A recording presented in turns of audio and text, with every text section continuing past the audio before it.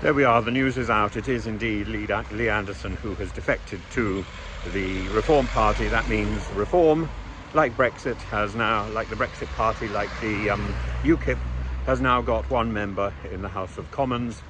It is now an official parliamentary party with one member.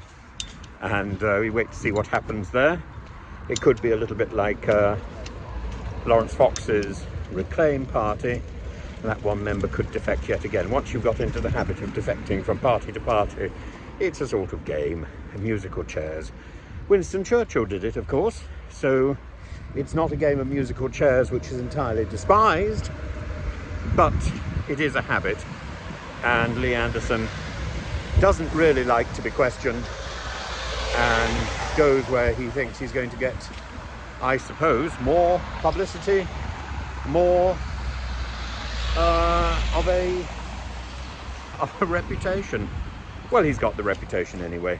I think it's probably a good thing. I wish more Conservative politicians would follow his direction and go to where they belong.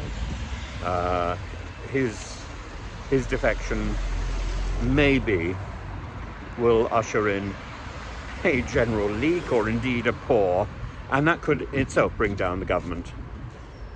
If Rishi loses enough people to reform. I think, for what it's worth, that the reform agendum is significantly more suited to a lot of the ERG Tufton Street rabble, and they'd be better off nailing their flag to the right post rather than pretending to be Conservatives. And meanwhile, the Conservative Party should get back to the middle ground and prepare for a period of opposition. The longer the Suella Bravermans, the Lee Andersons, the Priti Patels, the Jenricks remain in the Conservative Party, the longer their period of opposition will last, if indeed the Conservative Party recovers.